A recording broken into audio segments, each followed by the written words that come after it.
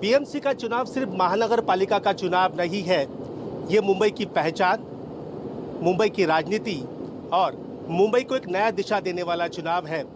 ऐसे में शिवसेना की भूमिका क्या रहेगी? महायुति इस चुनाव को जीतने के लिए किस संभव तरीके से कोशिश कर रही है? इन सारे सवालों को लेकर हमारे साथ मौजूद है महाराष्ट्र के उप मुख्यमंत्री और शिवसेना पार्टी के मुख्य नेता एकनाथ शिंदे जी। एकनाथ शिंदे जी, न्यूज़ 24 में आपका स्वागत है। धन्यवाद। सबसे पहला सवाल यह है कि कुछ घंटों पहले ही महायुति का वचननामा या शपथ पत्र ये आज घोषित हुआ है। सबसे बड़ी बात कही गई है कि मुंबई में जो मुंबई छोड़ के जो मुंबईकर बाहर गए थे उनको वापस लाने के लिए नई योजना लाएंगे। क्या है, जरा थोड़े हमें बताइए इस वचननामा के बारे में या शपथ पत्र के बारे में। महायुति का वचननामा आज पेश किया है। हमारा वचननामा जनता का हित क्या है उस पर हमने वचननामा बनाया है। जो मुंबई से मुंबई के बाहर जो गए मुंबईकर, उनको फिर से मुंबई में लाने के लिए हमने क्लस्टर डेवलपमेंट, एसआरए डेवलपमेंट का प्रोजेक्ट जो है उसको हमने शुरुआत की है। मैं आपसे एक बात यहाँ पर ये पूछना चाहता हूँ कि जो ठाकरे बंधु है वो अब अपनी चुनावी रैली हो या फिर इंटरव्यू हो, उसमें ये कहते आ रहे हैं कि आपने और फडणवीस जी ने डेथ वारंट निकाला है मुंबई का। देखिए, पहली बात तो ये मुंबई के बाहर क्यों गए?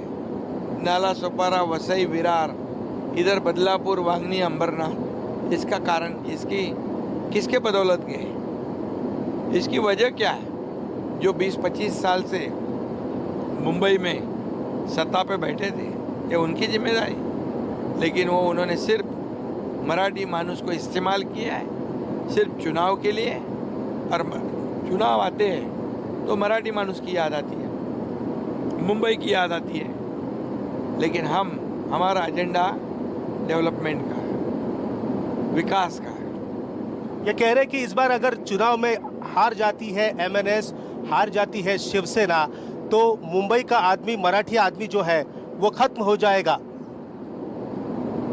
मुंबई का आदमी मराठी खत्म नहीं होगा, इनकी राजनीति खत्म होगी, ये चिंता उनको सता रही है। इसलिए कहते हैं मुंबई खतरे में है, मुंबई महाराष्ट्र से अलग करेंगे, मुंबई महाराष्ट्र से तोड़ेंगे, ये हर चुनाव में बोलते हैं। चुनाव आया मराठी मानुस, चुनाव आया मुंबई महाराष्ट्र से तोड़ेंगे। अरे जब तक सूरज चांद रहेगा मुंबई महाराष्ट्र के साथ ही रहेगी। क्या बात करते हैं? ये चुनावी रणनीति है उनकी। ये मुंबई को ये चुनाव का मुद्दा बनाते हैं। मैं चैलेंज के साथ कहता हूँ कि आप मुंबई के लिए क्या किया है, मराठी मानुस के लिए क्या किया, दिखाओ। नहीं तो हम बताते हैं हमने क्या किया है। हमारे तो काम लोगों के सामने है। मुंबई में कोस्टल रोड है, मुंबई में देखा जाए सी लिंक है और कई काम भी चल रहे हैं, अटल सेतु भी है, लेकिन मुंबई की समस्या वैसी की वैसी है। जैसे पोल्यूशन हो, फुटपाथ चलने के लिए नहीं है, रास्तों पर गड्ढे हैं। तो क्या अगले 5 साल तक अगर आपकी सरकार बनती है तो क्या मुंबईकरों को निजात मिल पाएगी इन सभी चीज़ों से? 100%, क्योंकि अभी तो 1-1.5 साल के अंदर रास्तों का कंप्लीट पॉटहोल फ्री हो जाएगी, गड्ढों से मुक्त मुंबई हो जाएगी। उसके बाद ये हमने डीप क्लीन ड्राइव शुरू किया था, ये पोल्यूशन कम करने के लिए, रास्तों को सफाई करना, पानी से धोना। ये कभी देखा था कभी किसी ने? उसकी शुरुआत हमने की। इसके बाद 17,000 करोड़ का प्रावधान मुंबई का पोल्यूशन कम करने के लिए हमने किया है। फुटपाथ बनाएंगे, रोड बनेंगे कंक्रीट के, चलने के लिए लोगों को फुटपाथ होंगे, लोगों के जीवन में बदलाव होगा, गार्डन होगा, बच्चों को खेलने के लिए मैदान होगा। मराठी आदमी खत्म हो जाएगा, मुंबई तोड़ी जाएगी, इस प्रकार की भाषा किस लिए हो रही? 75,000 करोड़ की बीएमसी जीतने के लिए ठाकरे द्वारा? ये वही है, इनकी राजनीति खतरे में आई है क्योंकि काम ही नहीं किया है। घर में बैठकर काम नहीं होता है, फेसबुक लाइव करके काम नहीं होता है, फेस टू फेस लोगों को मिलना पड़ता है, रास्ते पे उतरना पड़ता है। हम तो ग्राउंड से जुड़े हुए हैं, हम जमीन के लोग हैं। उनके दिमाग में सत्ता की हवा चढ़ गई है, नशा चढ़ गई है। वो किसी को कुछ समझते नहीं, मालिक और नौकर समझते हैं। तो ऐसा नहीं होता है। हम लोगों से हम समझते हैं कि जनता मालिक है और हम सेवक हैं। लोकसभा चुनाव हो, विधानसभा चुनाव हो या पर नगर पालिका चुनाव यानी नगर परिषद का चुनाव, एकनाथ शिंदे ने खुद को प्रूव करके दिखाया, स्ट्राइक रेट अच्छा करके दिखाया। इसकी वजह क्या है? एक्सेसिबल रहना, कार्यकर्ताओं से जुड़ाव, क्या लगता है? मैं एक्सेसिबल हो, अप्रोचेबल हो और मैं सीधा साधा हूँ। सिंप्लिसिटी, एक्सेसिबिलिटी और क्रेडिबिलिटी, ये 3 चीज मेरे पास है। और मेहनत और लगन और ईमानदारी से मैं मेहनत करता हूँ, इसलिए लोग मेरे पास जुड़ते हैं, मेरे साथ जुड़ते हैं। मैं जितना हो सकता है उतनी उनकी मदद करता हूँ, इसीलिए लोग मेरे साथ जुड़ते हैं। लोकसभा में भी शिवसेना का स्ट्राइक रेट अच्छा रहा, विधानसभा में स्ट्राइक रेट अच्छा रहा, नगर परिषद जो चुनाव हो गए उसमें भी स्ट्राइक रेट अच्छा रहा। अब मुझे उम्मीद है, भरोसा है कि इस महापालिका चुनाव में भी शिवसेना का परफॉर्मेंस अच्छा रहेगा। आपके चेहरे का इस्तेमाल महाराष्ट्र में हुआ विधानसभा चुनाव के वक्त, और सभी जानते हैं कि लाडली बहन हो, लाडले किसान हो, लाडले भाई हो, सभी ने आपको वोट दिया क्योंकि ये आपको देखकर, क्योंकि ये आदमी हमेशा दिखता है, सड़क पर भी गाड़ी से जाओ तो भी हाथ दिखाता है। आपके चेहरे का इस्तेमाल होकर चुनाव जीत लिया, लेकिन आपको सीएम नहीं बनाया गया। बिहार की हम बात करें तो बिहार में नीतीश कुमार के चेहरे का इस्तेमाल हुआ, उन्हें वहां पर सीएम बनाया गया। क्या लगता है? देखिए, एकनाथ शिंदे जो है एक कार्यकर्ता के रूप में काम करता। मैं सीएम था तब भी कार्यकर्ता के रूप में काम करता। आज मैं डीसीएम हूँ तो लोग ही कहते हैं डेडिकेटेड टू कॉमन मैन। और मैं सीएम था तभी भी चीफ मिनिस्टर नहीं, मैं खुद को कॉमन मैन समझता था, क्योंकि कॉमन मैन जो है वही हमारा केंद्र बिंदु है। उसी के सुख दुख में हमको उसकी खुशी ढूंढनी है, उसको न्याय देना है, उसको मदद करनी है। और कुर्सी और सत्ता ये हमारा एजेंडा नहीं है। आपने सही कहा, आप एनडीए के घटक दल है, तीसरे नंबर के आप बड़ा दल है आपका, लेकिन भारतीय जनता पार्टी के कुछ नेताओं का जो बयानबाजी पिछले दिनों में आपने देखा होगा, टांगा पलटी कर देंगे, कोई फिर छोटे छोटे चुनाव जैसे बदलापुर हो, अंबरनाथ हो, वहां पर भी शिवसेना को नीचे दिखाने की कोशिशें लगातार कर रहे हैं। क्या लगता है, सत्ता की नशा सर चढ़कर बोल रही है? देखिए, कुछ लोग पार्टी नहीं होती है, कुछ लोग संगठन नहीं होता है। भारतीय जनता पार्टी के प्रमुख जो है आदरणीय प्रधानमंत्री नरेंद्र मोदी जी है, और हमारे महाराष्ट्र के लिए हमेशा उनका योगदान रहा है।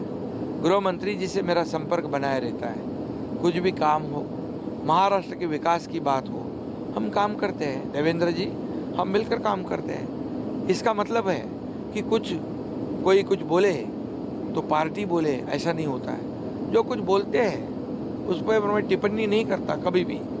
मैं काम से आरोप को और टीका टिप्पणी को मैं काम से जवाब देता हूँ। हाँ, उनके जो महाराष्ट्र के मुख्यमंत्री हैं उनको हमारे लोग बोलते हैं, बताते हैं ये ऐसा अलायंस में, गठबंधन में नहीं होना चाहिए। आप कह रहे कि सत्ता आती है, सत्ता जाती है, काफी सही बात आपने कही, लेकिन सत्ता के लिए एमआईएम से हाथ मिलाना, सत्ता के लिए कांग्रेस के पार्षदों को अपने पार्टी में शामिल करना, सत्ता के लिए जिस व्यक्ति पर बदलापुर रेप कांड में सह आरोपी जिसको बनाया गया था उसको पार्षद बनाना, ये सत्ता के लिए कब तक होता रहेगा? कहीं ना कहीं तो थमना चाहिए, ये नहीं लगता? बदलापुर के बारे में तो मैंने मुख्यमंत्री जी से बात कही थी कि हमारे आइडियोलॉजी के खिलाफ आपके लोगों ने जो बदलापुर में, अमरनाथ में किया है, तो मुख्यमंत्री जी ने कहा कि मेरे नॉलेज में वो बात नहीं है। उनके अपरोक्ष में ये हुई थी बात, और उन्होंने उस बात को गंभीरता से भी लिया, और बदलापुर उन्होंने गंभीरता से लिया। बोले इसको मैं सीरियसली लूँगा और हमारे लोगों को जो इंस्ट्रक्शन देना है ज़रूर दूंगा। राज ठाकरे कभी आप पर टिप्पणी नहीं करते। हमने देखा लोकसभा हो विधानसभा हो वो शांत रहे, लेकिन इस बार वो कह रहे हैं कि 40 विधायकों को आपने 50-50 करोड़ रुपए दिए, 2000 करोड़ रुपए कहां से आए इसका हिसाब देना होगा। अभी ये जो विधायक होते हैं 3-3, 4-4 लाख लोग उनको चुनाव में जिताते हैं और कोई भी विधायक एक पार्षद या सरपंच ग्राम पंचायत का यहाँ से वहाँ जाने के लिए बहुत सोचता है, सत्ता छोड़ने के लिए बहुत सोचता है, लेकिन ये 50 लोग 40 लोग इन्होंने मुझ पर भरोसा किया। मैं कमिटमेंट एक बार देता हूँ तो कमिटमेंट को निभाता हूँ। ये उनको पता है। जो चर्चा, जो माहौल हम सरकार में रहते हुए बन गया था, शिवसेना का अस्तित्व खतरे में आया था, धनुष बाण का अस्तित्व खतरे में आया था, शिव सैनिकों को जो न्याय मिलना चाहिए था वो नहीं मिल रहा था। इससे खपा होकर, नाराज होकर सब हमारे विधायक लोगों ने तय कर लिया कि बाला साहब ठाकरे जी के विचार जहाँ मरोड़ तोड़ दिए वो छोड़ने का काम किया, विचार को त्यागने का काम किया। ये महाराष्ट्र की जनता ने मैंडेट दिया था शिवसेना भाजपा को, तो एक प्रकार का महाराष्ट्र की जनता के साथ ये धोखा था। भारतीय जनता पार्टी के साथ तो था ही, क्योंकि हम गठबंधन में लड़े थे। तब हमने ये कदम उठाया और सभी विधायक लोगों ने मुझे कहा हमें निर्णय लेना है, नहीं तो शिवसेना खत्म हो जाएगी। अब हम बाला साहब ठाकरे जी के विचार को आगे बढ़ा रहे हैं, तो इसमें पैसे की बात आती कहाँ है। ये विधायक को बदनाम करने की साजिश है। ये विधायक जो है विश्वास के लिए हमारे साथ 50 विधायक साथ में आना ये छोटी बात नहीं है। जो बोलने वाले के साथ क्यों नहीं जाते। और मैं ये भी बताऊं, मैं मंत्री था, नगर विकास मंत्री था, मेरे साथ 7-8 मंत्री थे। हमने उनका कुछ लेकर नहीं गए, हम मंत्री पद छोड़ कर गए, सत्ता छोड़ कर गए, सत्ता का त्याग करके निकल गए। हम किसी का कुछ लेके नहीं गए। आप मुंबई कर नहीं है, देवेंद्र फडणवीस मुंबई कर नहीं है, इन दोनों के हाथ में सत्ता मत दो। जो मुंबई के लोग हैं जिन्होंने मुंबई को बचपन से देखा है उन्हें वोट दो, ये ठाकरे बंधु अब कह रहे हैं। हाँ, ये नया मुद्दा है। अरे देवेंद्र फडणवीस जी तो पहले 5 साल मुख्यमंत्री थे, ये भूल गए शायद, उनको याद दिलाना पड़ेगा। और मैं मुख्यमंत्री था और मुंबई महाराष्ट्र में ही है, मुंबई हमारी कर्मभूमि है, ये बात वो भूल गए हैं। और हम रास्ते पर उतर के काम करने वाले लोग हैं। आपने 20-25 साल क्या किया है? घर में बैठकर राजनीति नहीं होती है। मुंबई को ऐसे हालात बनाने का जिम्मेदार कौन है? किसके पास सत्ता थी, किसके पास पावर थी? और इसलिए मैं कहूँगा कि मुंबई कर बहुत भली भांति जानते हैं काम करने वाले कौन और घर में बैठने वाले कौन। फेसबुक लाइव से काम नहीं होता है, फेस टू फेस काम करना पड़ता है। वर्क फ्रॉम होम नहीं चलता है राजनीति में, फील्ड पे उतरना पड़ता है। फील्ड पे उतरना पड़ता है। वो फील्ड पे उतरने वाले लोग हम हैं। इनका विजन है सिर्फ सेटलमेंट, हमारा विजन है डेवलपमेंट। लोग वोट करते हैं डेवलपमेंट को, लोग वोट नहीं करते सेटलमेंट को। मतलब आप वादा करते हैं कि अगले 5 से 7 साल में मुंबई और MMR रीजन की ट्रैफिक खत्म? बिल्कुल खत्म हो जाएगी, क्योंकि लोग बहुत जूझ रहे हैं ट्रैफिक से। बिल्कुल हम यही चाहते हैं। लोगों का समय ट्रैवलिंग में नहीं जाना चाहिए, ट्रैवल टाइम कम होना चाहिए। कहीं से भी कहीं मुंबई में जाओ तो 1 घंटे के भीतर पहुंचना चाहिए, मिनटों में पहुंचना चाहिए, घंटों में नहीं। ये हमारा वादा है, ये हमारी कोशिश है। कई एलिवेटेड रोड बन रहे हैं, अभी वर्ली शिवड़ी एलिवेटेड रोड बना रहे हैं, जो अटल सेतु को ज्वाइंट होगा, सीधा कोस्टल से अटल सेतु से सीधा एयरपोर्ट नवी मुंबई का, वहाँ से सीधा एक्सप्रेस पुणे। आप जब सीएम थे तब ये कनेक्टिविटी बढ़ाने का काम हमारी सरकार करेगी, कारपोरेशन करेगी, ये पूरी तरह उसका प्लानिंग हो चुका है।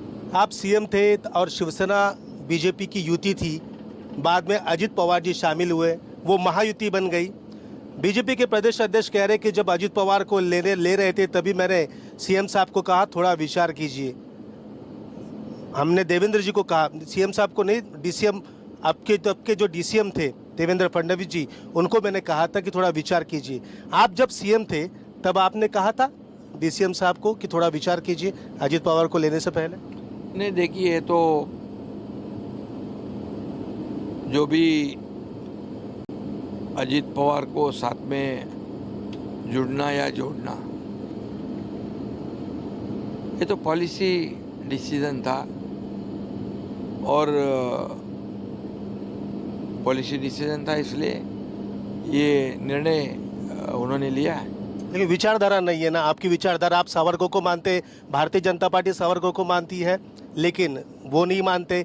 आप जब अधिवेशन होता है तब आरएसएस के मुख्यालय जाते हैं, उनके एक भी विधायक वहाँ पर नहीं पहुँचता, तो ये कैसा मतलब गठबंधन है? देखिए, अभी इस पर मुख्यमंत्री महोदय जी ने कई बार कहा है कि शिवसेना भाजपा की अलायंस कैसी है और अजीत दादा के साथ अलायंस कैसी है, ये उन्होंने कहा है ना।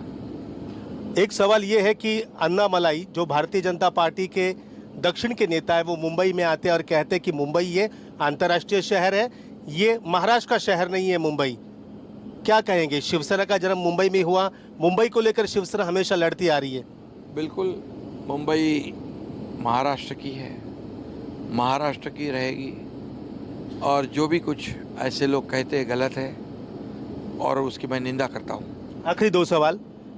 बीएमसी में महायुति की सत्ता आती है तो 100 दिन का रोड मैप क्या रहेगा? बताया ना मैंने, अभी जो काम शुरू है, सबसे पहले काम क्या होगा? ये लोगों को घर देने का काम शुरू करना, जो मुंबई के बाहर गए हैं उनको फिर लाना, इसकी शुरुआत करना अभी हो चुका है। 20,000 जो बिल्डिंगें हैं उसको ओसी देने का निर्णय हमने लिया है। 13,000 बिल्डिंगों को पगड़ी मुक्त करने का निर्णय हमने लिया है। ये बड़ा निर्णय है, और इसके साथ ये मुंबई की ट्रैफिक जो है उसको कम करना, पोल्यूशन कम करना,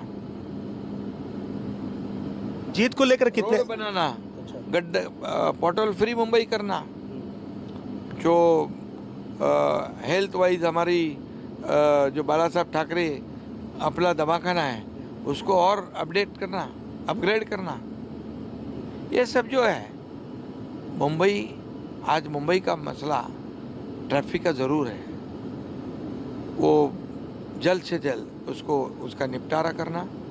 और मुंबई में जो मुंबईकर है उनका जीवनमान बदलना, उनको सुविधा जो है वो देना, ये हमारा काम है, वो हम करेंगे। जैसे आप कॉमन मैन है, पहले सीएम थे अब डीसीएम है, वैसे कॉमन मैन मुंबई का मेयर बनेगा और किस पार्टी का बनेगा? मुंबई के रोजगार, मुंबई के जो हमारे युवा हैं उनके हाथ को काम देना, रोजगार देना, ये भी प्राथमिकता हमारी है। अफोर्डेबल हाउसिंग उपलब्ध कराना, ये भी हमारी प्राथमिकता है। मेयर कौन बनेगा, किस पार्टी का बनेगा?